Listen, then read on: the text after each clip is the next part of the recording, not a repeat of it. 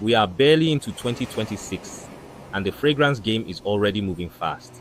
Today, we are ranking 8 of the best spring and summer pickups right now, from the ones that barely make the cut, all the way up to the one bottle I'd take if I could only grab one thing heading into the warm months. Let's get into it. At number 8, we have Acqua di Gio Profondo Parfum. Now, this is not a bad fragrance, not even close. The reason it's sitting at the bottom of this is because it is the safest possible choice you could make. Everyone has it. Everyone's dad has it. Your co-worker has it.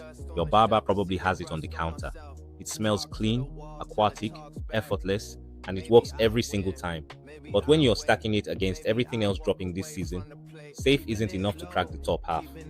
It's the fragrance equivalent of a white t-shirt. Reliable, necessary, just not exciting.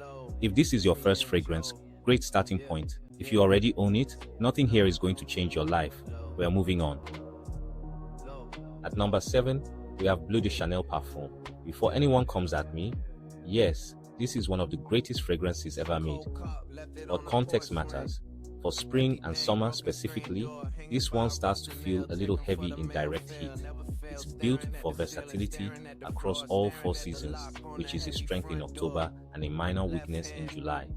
The dry down is still exceptional, the projection is controlled, the performance is elite, it just doesn't live at the top of the warm weather conversation the way some of these others do. Grab it for the office, grab it for the evening, but outdoors in full summer sun, there are better choices on this list. Number 6, Versace Eros Parfum. This one has quietly become one of the best value pickups in the designer market. The original Eros was already solid, but the parfum concentration took everything that worked, the mint opening, the vanilla and amber base, and made it smoother, longer lasting and more projection heavy without being obnoxious. Where this loses points is in the opening. That burst of synthetic mint can be polarizing on warm skin in the summer. Give it 15 minutes to dry down and you're dealing with something genuinely great. Most people won't wait that 15 minutes though. That opening is going to split the room. Just keep that in mind.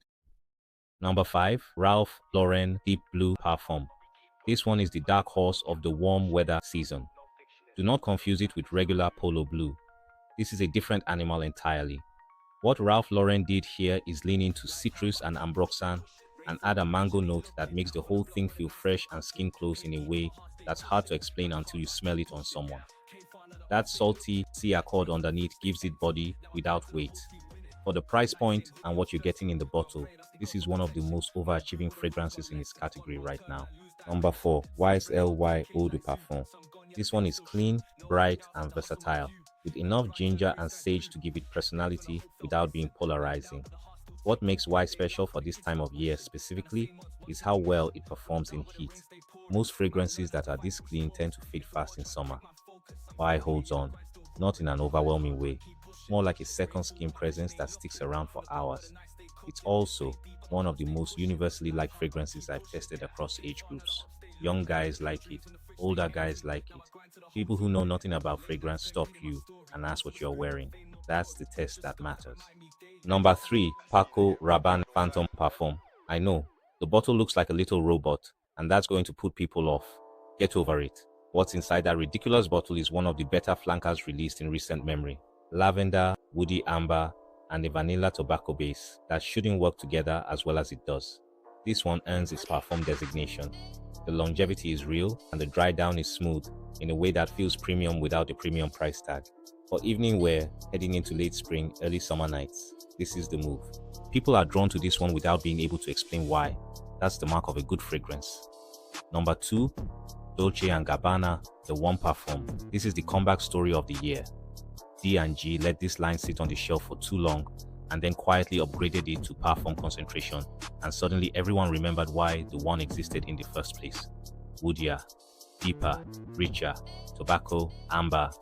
The original had longevity issues and this version fixed that. The projection is controlled, but what you're projecting is exceptional. For warm evenings out, rooftop dinners, summer date nights, nothing on this list touches it. The only reason it's not number 1 is because it leans slightly toward evenings. In a year-round ranking, it might be sitting at the top.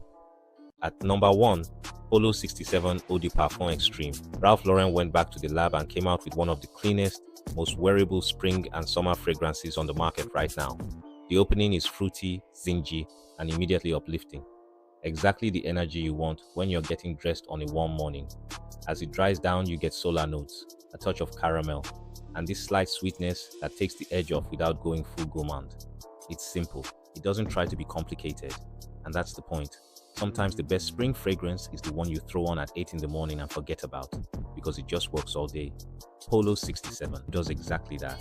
If you're only adding one bottle this season, this is it. That's the full ranking. 8 bottles, 1 clear winner. Drop your list in the comments. If you're new here, this is where we talk fragrance without the fluff. Subscribe and I'll see you in the next one.